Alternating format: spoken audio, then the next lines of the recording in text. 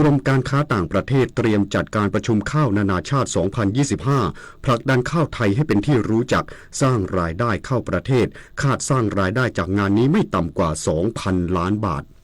นางอารดาเฟื่องทองอธิบดีกรมการค้าต่างประเทศกระทรวงพาณิชย์กล่าวถึงการประชุมข้าวนานาชาติ Thailand Rice Convention 2025 หรือ TRC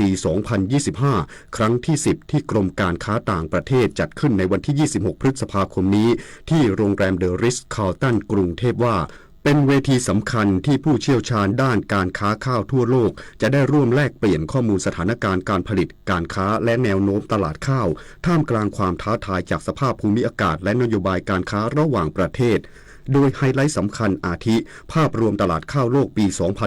2568 จากมุมมองของผู้ส่งออกหลัก 4 ประเทศได้แก่ไทยเวียดนามอินเดียและปากีสถานแนวทางข้าวยุคใหม่สู่ความยั่งยืนพลิกโฉมเศรษฐกิจและสิ่งแวดล้อมเทรนด์ผู้บริโภคที่ให้ความสำคัญกับสุขภาพและความยั่งยืนรวมถึงแนวทางการผลิตข้าวอินทรีย์และข้าวสายพันธุ์หลากหลายคาดว่าในการประชุมครั้งนี้จะมีคำสั่งซื้อข้าวมากกว่า 100,000 ตันสร้างรายได้เข้าประเทศไม่น้อยกว่า 2,000 ล้านบาทสำหรับแนวโน้มอุตสาหกรรมข้าวไทยปี 2568 ถือเป็นปีแห่งความท้าทายท่ามกลางการแข่งขันที่รุนแรงแม้แนวโน้มส่งออกจะลดลงเหลือ 7.5 ล้านตันแต่ไทยยังคงเน้นจุดแข็งด้านคุณภาพขับเคลื่อนให้เกษตรกรและผู้ค้าข้าวที่ความรู้และพร้อมปรับปรุงให้ตรงกับความต้องการของตลาดโลกและรักษาความโดดเด่นของข้าวไทยในเวทีสากลผู้อำนวยการสำนักงานสิ่งแวดล้อมและควบคุมมลพิษที่ 1 เชียงใหม่ยืนยันคุณภาพน้ำประปาในพื้นที่อำเภอแม่อายจังหวัดเชียงใหม่อยู่ในเกณฑ์ปลอดภัยสามารถใช้ในการอุปโภคบริโภคได้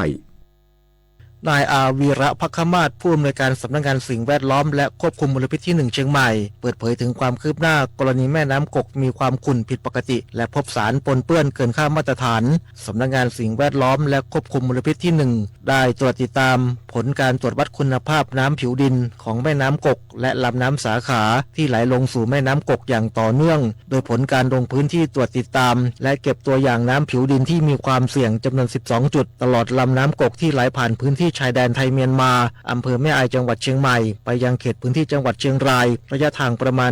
157กิโลเมตรพบสารปนเปื้อนที่เป็นโลหะหนักเกินค่ามาตรฐานคือสารหนูจำนวน9จุดจากทั้งหมด12จุดส่วนกรณีที่ประชาชนมีความกังวลเรื่องของการใช้น้ำประปาเจ้าหน้าที่ได้มีการเข้าไปตรวจสอบคุณภาพน้ำประปาแล้วทั้งในเขตพื้นที่จังหวัดเชียงใหม่และจังหวัดเชียงรายพบว่าอยู่ในเกณฑ์ที่มีความปลอดภัยสามารถใช้เพื่อการอุปโภคและบริโภคได้ถนอมศรีแก้วเลิศสวท.ฝางรายงานศูนย์สั่งการชายแดนประเทศเพื่อนบ้านด้านเมียนมาจังหวัดตากส่งผู้หนีภัยความไม่สงบชาวเมียนมา241คนกลับสู่มาตุภูมิหลังเหตุการณ์สู้รบที่ฐานมอโพเก้ฐานที่มั่นสุดท้ายของทหารเมียนมาสงบลงศูนย์สั่งการชายแดนประเทศเพื่อนบ้านด้านเมียนมาจังหวัดตากโดยว่าที่ร้อยตรีณรงค์จินดาพันธ์ปลัดจังหวัดตากในฐานะผู้บัญชาการในพื้นที่นายอำเภอท่าสองยางหน่วยเฉพาะกิจราชมนูหน่วยเฉพาะกิจกรมฐานพรานที่35กองกำลังนเรศวรตำรวจตระเวนชายแดนที่344องค์การบริหารส่วนตำบลแม่ต้านได้อำนวยความสะดวกในการเดินทางกลับภูมิลำเนาให้กับผู้หนีภัยความไม่สงบชาวเมียนมาในการจัดยานพาหนะสนับสนุนการเคลื่อนย้ายจัดเรือในการส่งข้ามบริเวณท่าข้ามจุดตรวจบ้านแม่ต้านตำบลแม่ต้านอำเภอท่าสองยางจังหวัดตากเนื่องจากสถานการณ์การสู้รบที่ฐานมอโพเก้ฐานที่มั่นสุดท้ายของทหารเมียนมาที่อยู่ฝั่งตรงข้ามอำเภอท่าสองยางได้สงบลงและมีความปลอดภัยผู้หนีภัยความไม่สงบชาวเมียนมาจึงคลายความกังวลใจมีความประสงค์จะเดินทางกลับสู่มาตุภูมิด้วยความสมัครใจทั้งหมดจำนวน241คนดิเรกปินตาแก้วสวท.แม่สอดรายงานจบข่าวธาราวุฒิวิชัยดิษฐ์อ่านรับฟังข่าวครั้งต่อไปเวลา 10 นาฬิกาครับติดตามข่าวที่นำเสนอไปแล้วได้ที่ www.thainews.prd.go.th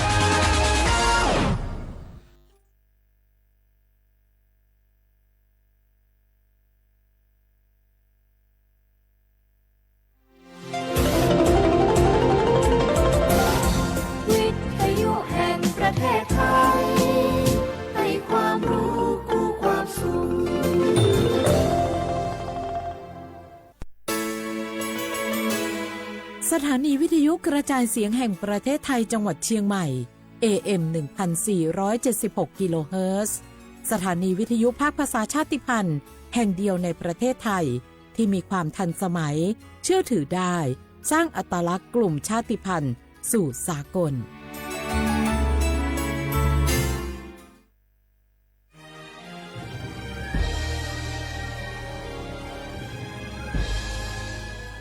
เกิดเป็นคนไทย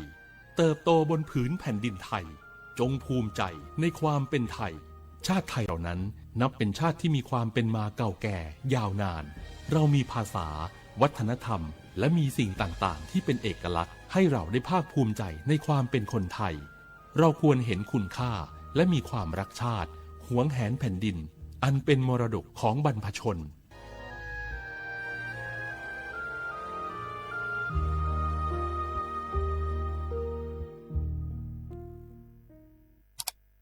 อ้าวแชร์เข้าไ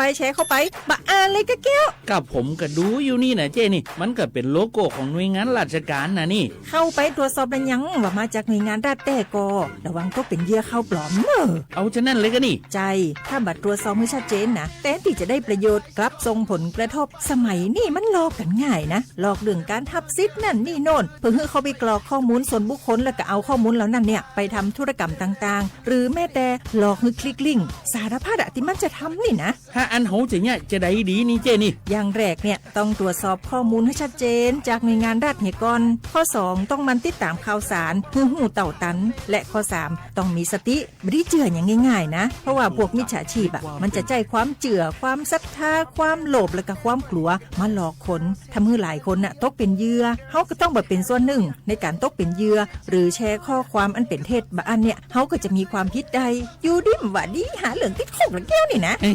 ขอโทษครับเจรู้เท่าทันป้องกันการตกเป็นเหยื่อจากแก๊งหลอกลวงปรารถนาดีจากสำนักงานประชาสัมพันธ์ที่3กรมประชาสัมพันธ์ค่ะ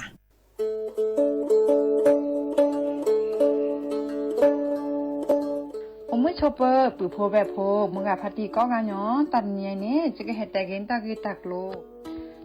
ลบักคาเวเลปะจอแต่โพอะตะกีตับบาอะโจกมอเนาะตาโจกมอเลตะกีตับบาเลปฏิปูกอปูนี้แกโจกมอเลปะจอแต่โพอะตะมานอค่ะตาทันเลคือถอดตือเลตาอมุทือนี้เลปสิญญานี้ก็แวมีเลสิทธิบัตรทองหรือสิทธิ30 บาทขอปัญญาเลเจเซอชีนี้ยาราชาเซก็มีเดเนาะแกตามาเลปะโดอะตามาโตเจอปะจอแต่โพแกตาสูออตาสวยออกก็สีสระอเปมาเกทอเกปุวีปบานหมอ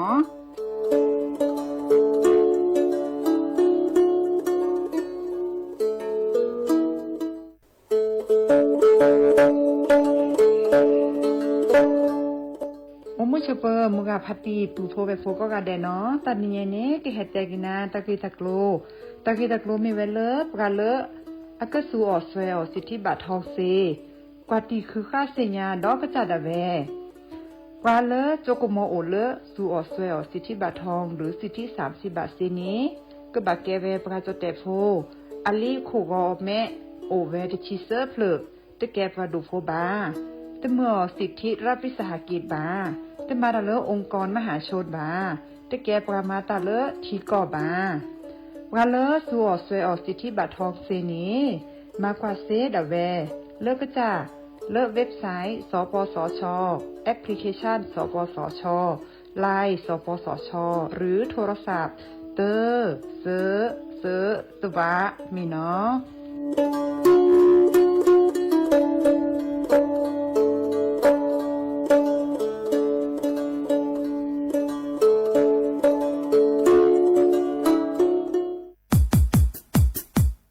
ดอปูแบบปากญอโพนเมบาสะสู้อ่อนมืออ่อนเลวิทยุกันลือหลอก็จะแต่เวกินแม่แต่ตอนยาอีบอบบาเนบาคักคือเล่นตัดพี่ตามมาตัดพี่ออมมาออจะแต่กว่าก็ได้และสนใจโฆษณาเนื้ออดจัดสิกว่าสวทเชียงใหม่เบอร์โทรศัพท์053 276 068เมตเมบะ092 246 8579เซทอโบลอ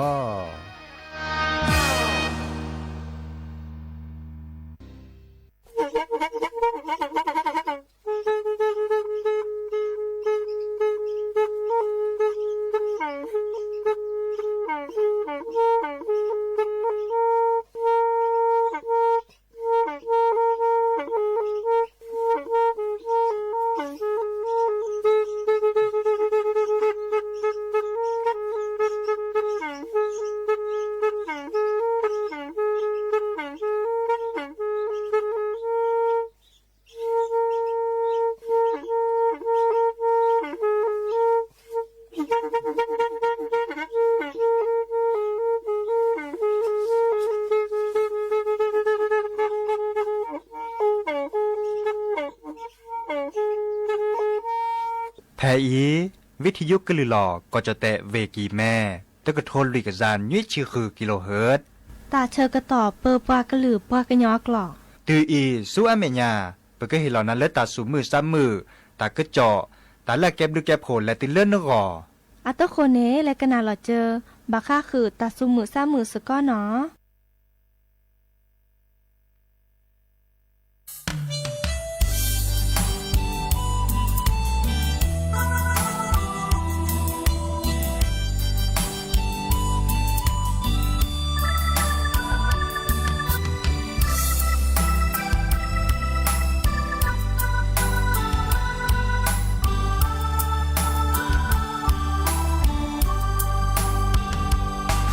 ก็นอบาเลยเยอโอเดนาเดยาเลมาบูเตก็ลอซาชูตอตาเอกวีขี้กาโอเมอโชปาเยสาเป็นนอเยดาเกเซลก็บูทอลีปะบาลอพาพาเดกูมอมือเดกูมอควายแพ้ประมาณโลตาเกลีบัตก็เดินนาอย่าสาปีนอนนาอย่าเตอเสบาแพ้ลอพาลอซานาเดยาแต่เตอก็ตาปาตะก็ลอซาลอตีลอชาเนอแลโอแพแลจอดอยู่ตามเบลือนี้เบลือลาอย่าสาปีนอนนาอย่าเตอเสบาแต่ก็เตอบลออีลอพาโลซานี่เลยแยโอยีเยอะสาโอบูนามือเมฮาลอเลเยอะกว่าทอลาเกอปอเยอะโชโมทอนาเยอะแม่ทีลอ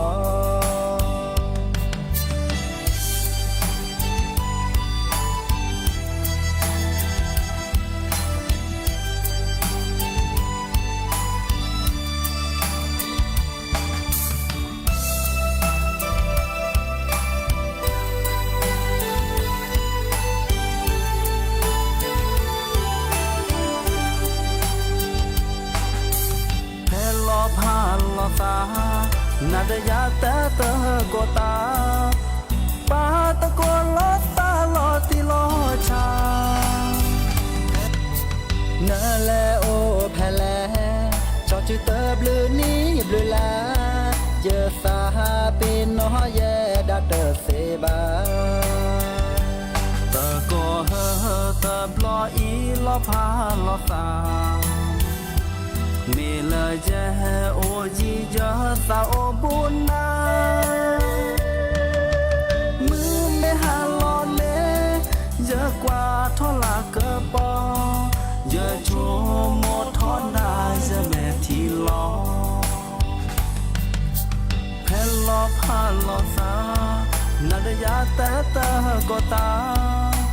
ปาตะก็ลอซาลอตีลอชา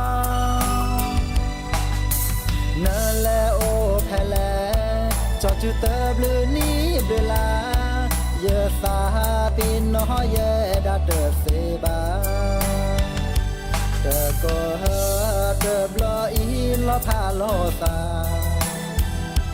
มีละเยโอจีเยสาโอบุนามือไม่หาลอนเนเยอะกว่าทอลาเกอปอเยอะโชโมทอนาจะแม่ทีลอเยอะโชโมทอนาเยอะแม่ทีลอเยอะโชโมทอนาเยอะแม่ทีลอ น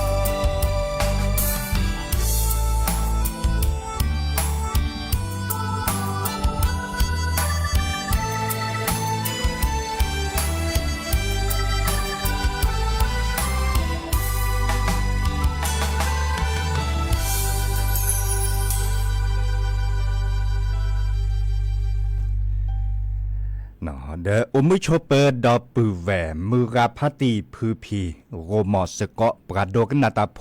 ปกว่าดอตาโพปปรากลือปรากันยอก็กานเนาะตาเชื่อต่อรอคอควินนารีและติเลอร์อนาริเตชีตลอดตัดเลเลอร์เรดิโอไทยแลนด์เชียงใหม่แต่ตอนใหญ่เนาะวิทยุกลือรอก็จเตเวกีแม่สวทเชียงใหม่แห่กันนาดอตาสอตาเซเลอร์ปรากลือปรากยออักวอเนาะยาดีเจเสมอจอสปิเสมอเฉลิมสิริวงศ์ชัย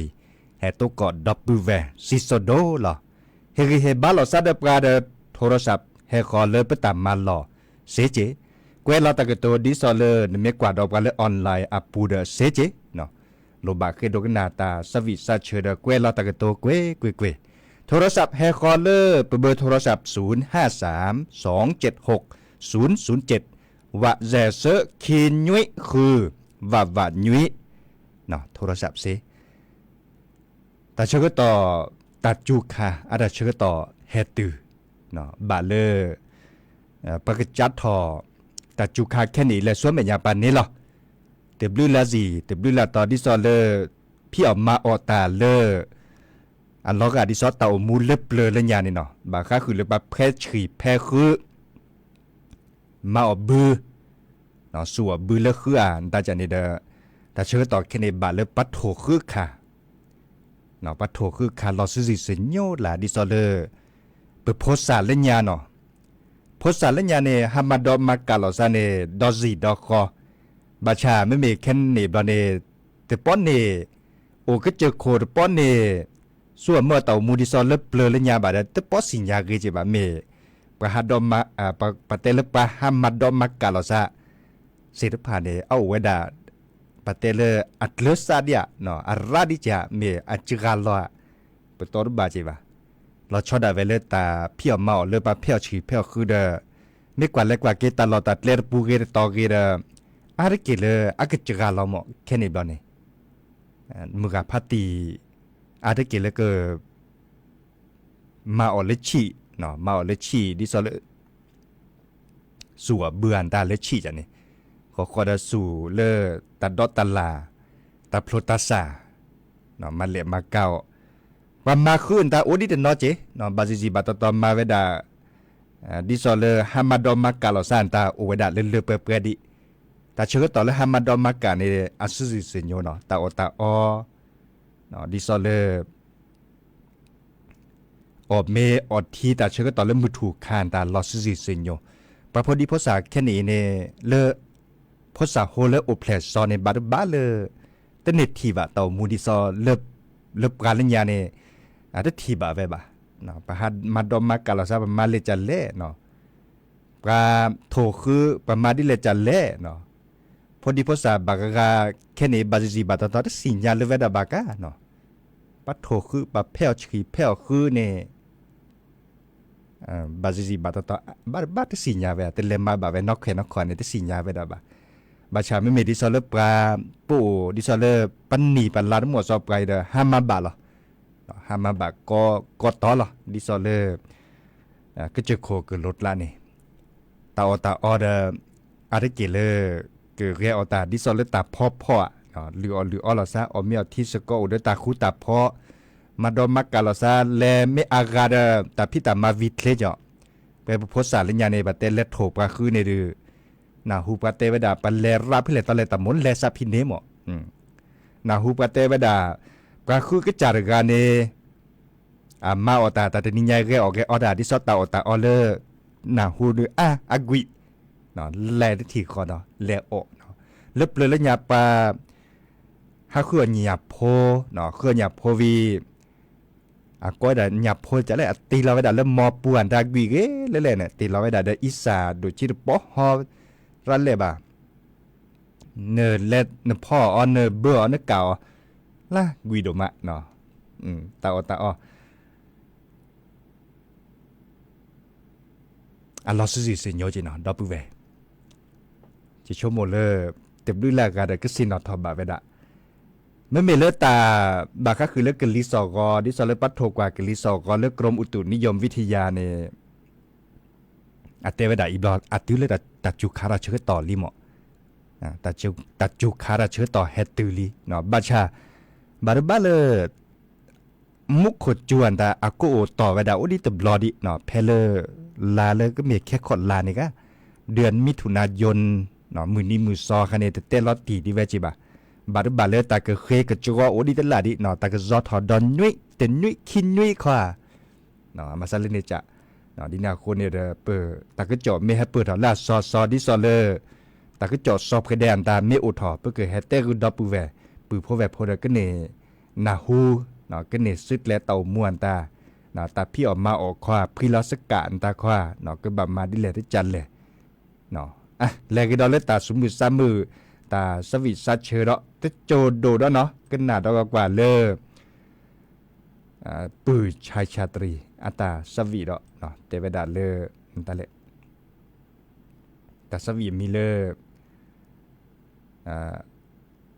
ก็เอ็นนะเนาะตาสวีมีเลก็เอ็นนะกันหนาดกว่าเนาะ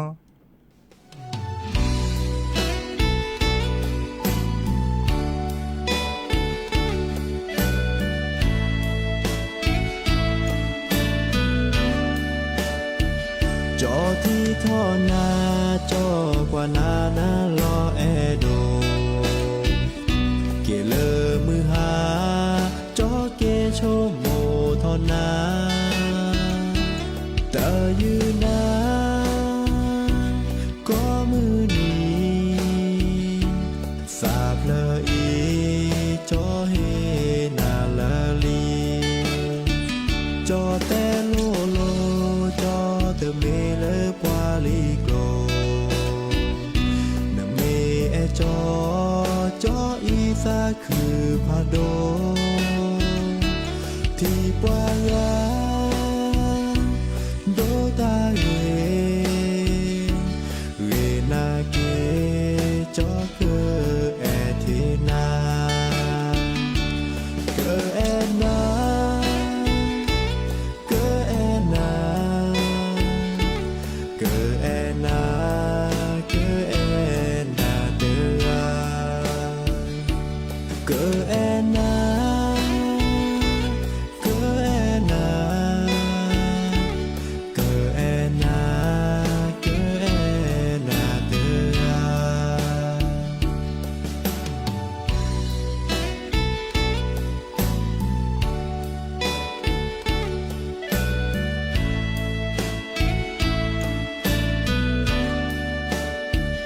จอที่ท่อนา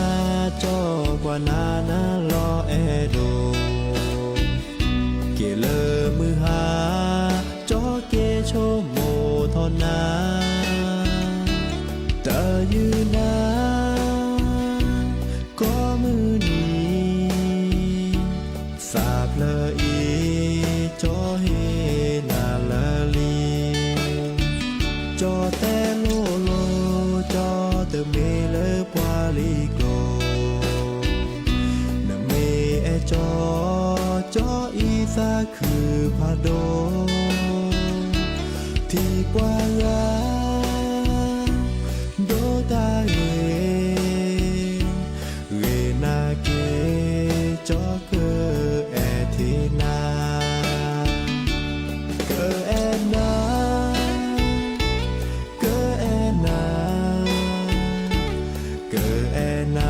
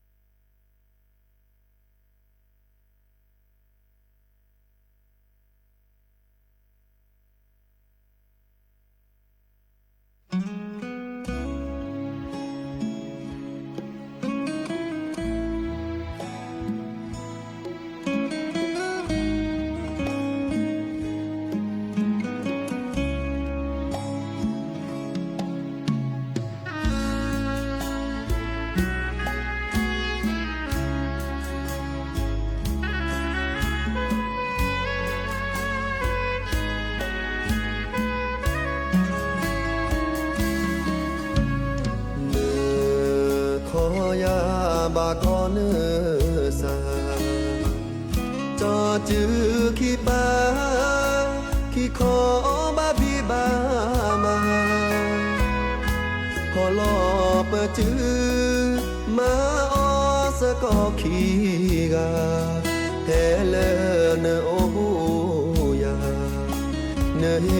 เจกีเจมาตามาเลเลวิพาโดโอดอปตาโชโมโชเกเลเนโกมาออสุญาดิตานาตาพอตโอเนเมยาซาโบจะเกิดเอนันลอโจขีกาปาปาซาตาเพลโกตานาตาพอโอนาเกกบาตูลอเกิดแต่บาดามากุนามือนี้มือนอขีกามาออสก็จอยโชโมเนเนโกเธอมือลาจอกเกนาเนตาโลบาจอยปาสุปาสาขอเจอเธอเจขีกาบาเลสุญาเตอจีเตอมอละบาเกมอเกญอสุญานา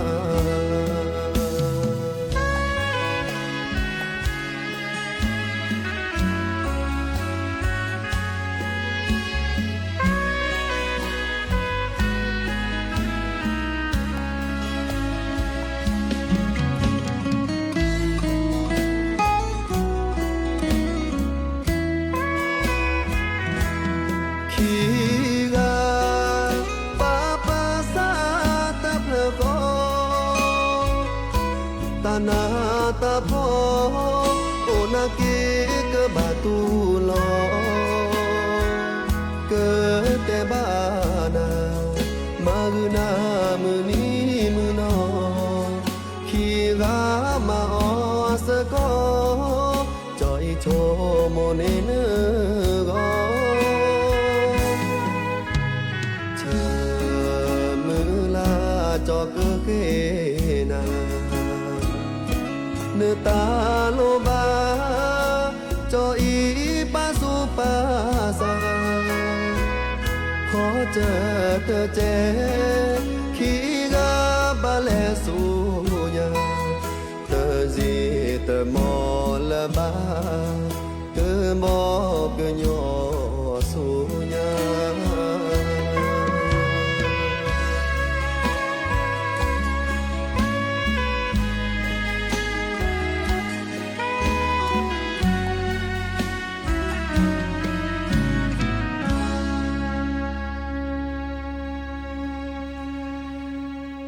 กเตอดอลีนอตาสับวิเลปืออันนันอตาอัมมีเลคีกาสาตเพลคอเนาะและกว่ากีดอเลตาคือจอดบาก็คือเลทีเลอะเตเวดาทิดโลดโลเลอากอเวดาแม่น้ำกกเนาะอันเลนลอเวดาจัดทอเลเวเชียงรายเนาะให้เปิดทอเลเวเชียงรายลอเวดาดิซอเลอำเภอแม่อายเนาะเลในปาเนาะดูสวาบุลกอเชอดิซอเลกอจเตะเดลกอปซออาเชอทิดโลดโลในลับปุขีเลมหาเนตกอเลอันนี้ก็แชร์ก็ชอบอ่ะเนาะมีเวดาเลจเตะอากว่าก็ได้เลสารเคมีเนาะสารเคมีเอาถอเวดาเลที่นาทิดโลจะไหนเนาะปกว่าอัลลอละเนาะข้อในบลเนปลาเลตะกุบักกุเซลดิซอเลปัดโดว่าปลาบาก็คือเริ่มมากกว่าแล้วกว่าตาเสรผ่านได้มีเวดาเล่นตาแหล่เนาะแล้วผู้ขี้เริ่มมาหาในประมากกว่าเวดาตบลื้อลาบลอลิเนาะบาก็คือเลสารเคมีโอเวดาสุกาเตอเนาะสารเคมีมีเวดาเลอาแกก็สีทีดิซอเล บัดบาเลปาเมซัวเมื่อเลทีละนวนตาในก็บัดที่บัดโดดปตาโอชูดเลเนาะบัดที่บัดโดเซเจเนาะมาซาเลนิจะเดอมาเลมาเกมหาชาคอนีดิซอเลปาเลแกคนน่ะเล็กกว่าดอติลาดอเนาะปาเลตากุบักกุเซลบาคาคือเล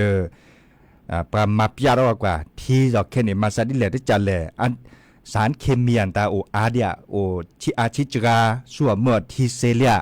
มีเวลาเลิกปราจีโพคอโพเดบายโยซาอุตาเนาะปราจีโพคอโพเลโอดิซอเลตลอดตัดเล็ดที่นาทิโลแม่น้ำกกอะเคอคอในซาอุตาบายโยซาอุตาตาใครในลอบลีเจมาดิเลจะแลมือรอกว่าเลปาเลตากุบักกุเซลแฮมากกว่าเราได้ทีมาซาดิเลได้จันเลยเนาะสัวเมื่อเสียแต่เซบาที่ตะคาเนเนาะเมื่อเลปะออลูทีเมื่อเลตาสุตาพลาลอเสียแต่เซบามีปะออปะออเสียตาจานี่เนาะอีคาเดปาจิโพคอโพเนอัตตาตมุสุมุซาบะขอในบาในปลาเริ่มมาดบะคะคือปัดดอกกว่าดอเลกสีทีละสารเคมีเสร็จผ่านในเลนลอเวดาเนาะดิสอบกันเลตะกุบักกุเซลเลเอาเลตักปะก้อยดาเลปัดโดว่าปลาจิปูเนาะดิสอเลปะกว่าเชเวดาเลปัจจุบันนาเซจันนี่เนาะปลาเสร็จผ่านในปัจจุบันนาเซเนาะเดินเลนลอกว่าเวดาวีปราบทะเลาะตะกุจอเตเวดาเลที่ดอกแค่เนบาก็คือเลือสารเคมีจราลอเวดาลีเนาะดอปูเวเลโอบูอตีเดตลอดตัดเลแม่น้ำกกนี่เนาะดอกแค่นี้เนี่ยสารเคมีจราลอเวดาเดประมากกว่าดอ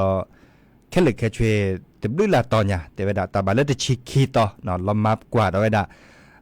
อับูอาซีเดคันเนลอากิโลดอชิยอเนาะอากิโลดอชิลอมากกว่าเวดาแต่ต่อตีเนาะลอมากกว่าดอกว่าก็สิทีมาซาดิเลได้จะเลยลอปลีทั้งหมดเลยเลือก็ตื่นได้ปรับพลาตาก็จอดเตวดาปือโพแวโพอบุเลแม่น้ำกกเนี่ยส่วนเมื่อที่เสเตวดาดินี่ตบัดที่บัดโดปาจิโพคอโพเตาชูดเคลบะเตวดาดินี่หมอบาชาอีกคันเนบับเป็นหลอดดิเจเนาะมือกับพัตตีแล้วโอตลอดตัดเลบุลซาเดแม่น้ำกกก็ส่วนเมื่อเทียนตาบับเป็นหลอดดิเจมาจัดเลยปัดดูว่าปราในเตวดาเลยแค่นี้เนี่ยก็สิทธิจราลอลีเนาะส่วนเมื่อเสเนาะตาสุตาพลานตาเนี่ยเสเนาะตบัดที่บัดโดเปิดเตาฉูดเคลบะเตเวดาดินี่อีกคาดาจะให้เตคือปือโพแวโพเนาะเลกดอลเลอร์ตาสวีเลตาหลอก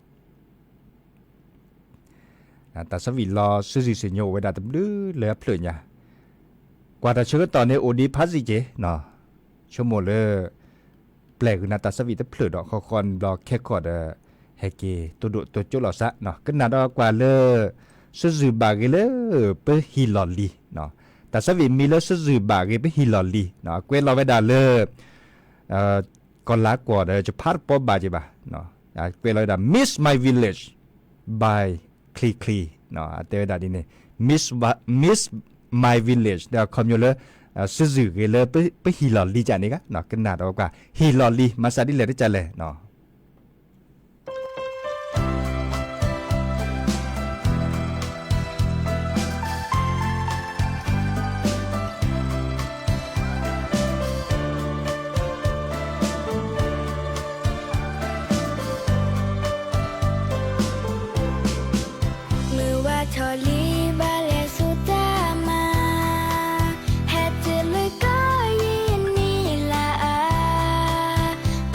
Bye.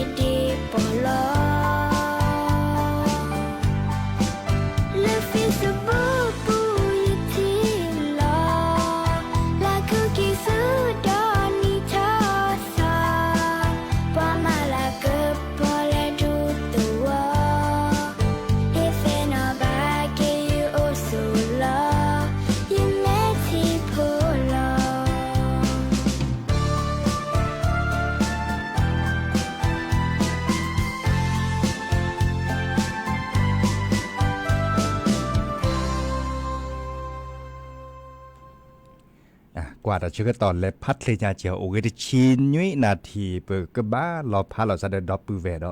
เนาะจิบลิจิโพปือโพแวโพกอกาเลอเฮตกกลซะเดปราเนาะRadio Thailand เชียงใหม่ตกกลซะก็มือเชกอหาแต่ชื่อต่อก็คอควินารีและติเลอนารีเตชีมือฮาลอปาเดคุนารีและติเลยุ้ยนารีเนาะก็คอตินิยายจะเกิดแต่ดาเปยล่ะจะก็แปลกอีดอตัสวีตะเพลเนาะตัสวีอัมมิเลอร์beautiful Karen เนาะอีกคาเดเกมมือดกาแกปากุปัญญาลจังหวัดตากเดปานเนกาเวดะเนาะเพื่อเก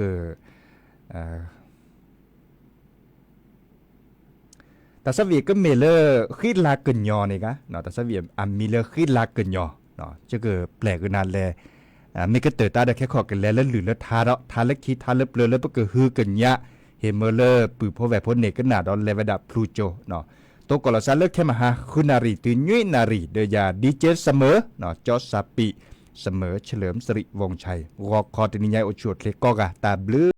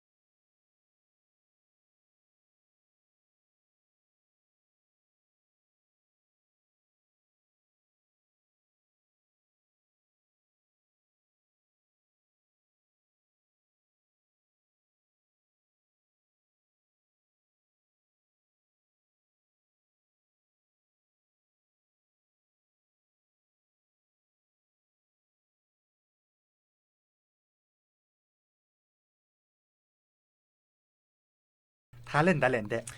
ทาเนี่ยแกละทาไข่ตัดบ้านหลอนแล้วยานเหรอจันนี่หมอตัดบ้านแล้วหรอบ่ะตัดช็อตต้นแรกซะ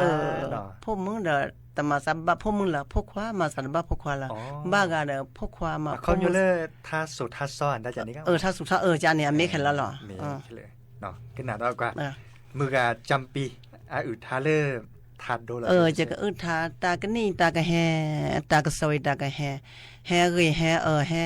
แฮแฮเรแฮตัวเราภาษามีตะแกปะกะฮับโผล่ดับปะเวละตานิตาหูโทรารา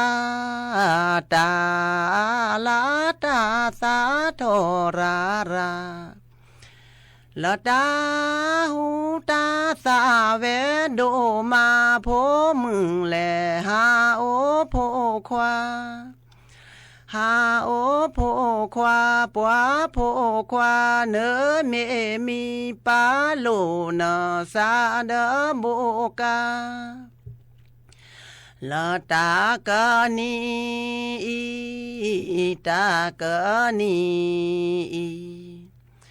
ละอีตากะแฮ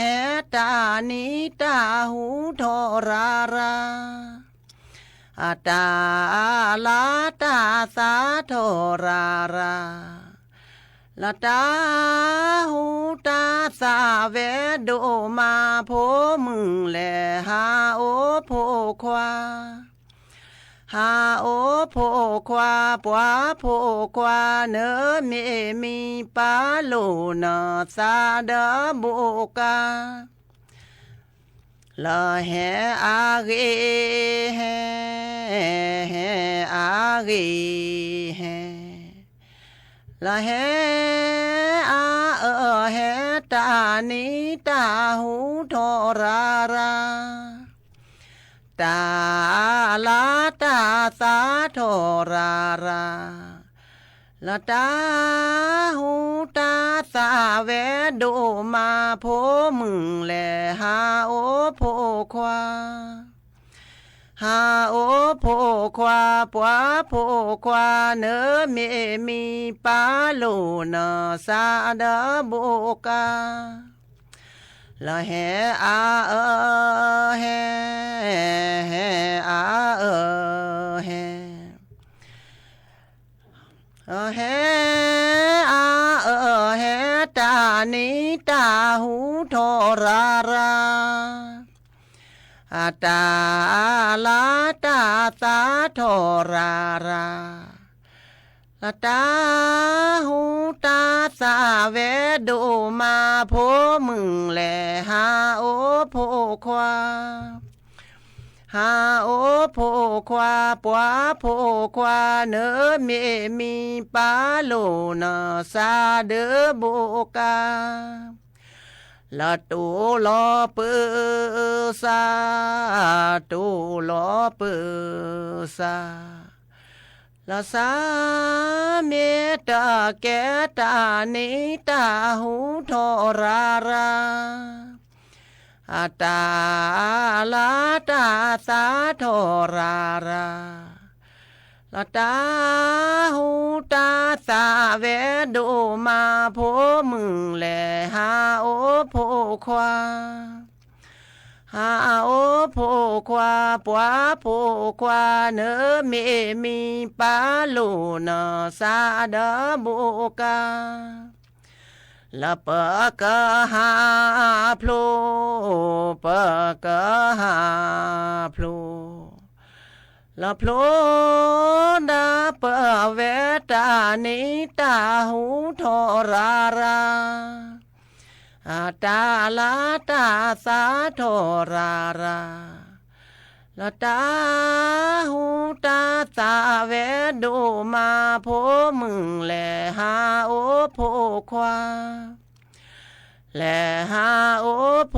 ควาปัวโพควาเนเมมีปาโลนาสาเดโบกา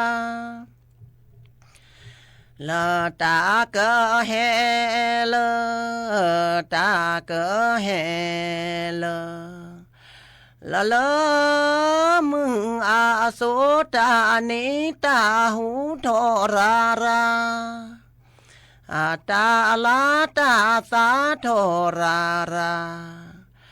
ละตาหูตาสาแวดูมาโพมึงแลหาโอโพควาแลหาโอโพควาปัวโพควาเนื้อมีปาลูนาซาเดอโบกาละตาก็เฮละตาก็เฮละละละละโสตานิตาหูทราราตาลาตาสาทราราละตาหูตาสาแวดูมาโพมึงแลหาโอโพควาแลหาโอโพควาปัวโพควาเนื้อมีปาลูนาซาเดอโบกาละโอตาวีโอตาวีโอละโอละโยโสตานิตาหูทราราตาลาตาสาทราราละตาหูตาสาแวดูมาโพมึงแลหาโอโพควาหาโอโพควาปัวโพควาเนื้อมีปาลูเนื้อซาเดอโบกาละโอตาเชอโอตาเชอละโอละโยโสตานิตาหูทราราตาลาตาสาทราราละตาหูตาสาแวดูมาโพมึงแลหาโอโพควาหาโอโพควาปัวโพควาเนื้อมีปาลูเนื้อซาเดอโบกาละจือบาโยจือบาโยละตากะโตตานิตาหูทราราตาลาตาสาทราราละตาหูตาสาแวดูมาโพมึงแลหาโอโพควาหาโอโพควาปัวโพควาเนื้อมีปาลูเนื้อซาเดอโบกาละจีละเธอปูจีละเธอปูละปูโลมาโพลตานิตาหูทราราตาลาตาสาทราราละตาหูตาสาแวดูมาโพมึงแลหาโอโพควาแลหาโอโพควาปัวโพควาเนื้อมีปาลูเนื้อซาเดอโบกาละตาโซเปบาตูตาโลลีเปบาตูละเปเมมาเนตาโซญาลีอาปูช่วยมาโกละโมดีเนปาดีเนนาปาดีเนนาละนาละมาโคตาโซเปบาตูโอตาโลลีปบาตูละเปเมมาเนตาโซญาลีอาปูช่วยมาโกละโมพาเนนาโมพาเนนา ละนาละมาโคตาโซปะบาตูโอตาโลลีปะบาตูละปะเมมาเนตาโซญาลีอาปูช่วยมาโกละอาสุยโลพลาอาสุยโลพลาละพลาขอโลตาโซเปิบาโตโอตาโลลีเปิบาโตละเปเมมาเนตาโซญาลีอาปูช่วยมาโกละอาทีโลพลาอาทีโลพลาละพลาขอโลตาโซเปบาโตโอตาโลลีเปบาตูละปะเมมาเนตาโซญาลีอาปูช่วยมาโกละนาตาจือโมนาตาจือโมละโมตากะโตตาโตเปิบาโตโอตาโลลีเปิบาโตละปะเมมาเนตาโซญาลีอาปูช่วยมาโก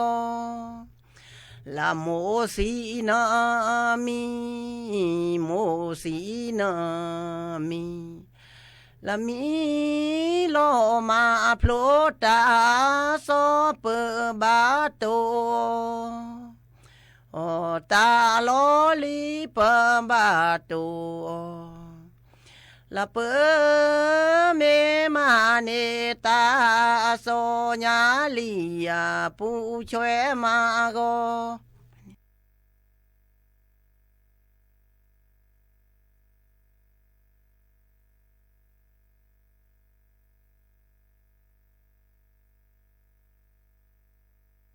ทาเล่นเด้โอปะบาตูโอตาโล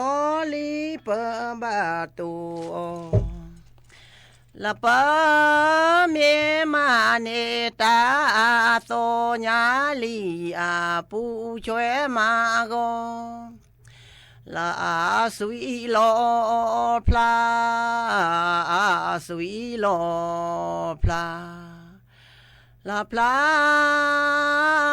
ขอโลตาโซเปิบาโตโอตาโลลีเปิบาโตละเปเม สถานีวิทยุกระจายเสียงแห่งประเทศไทยและเครือข่ายทั่วประเทศเสนอข่าวต้นชั่วโมงรู้เร็วรู้จริงเกาะติดทุกสถานการณ์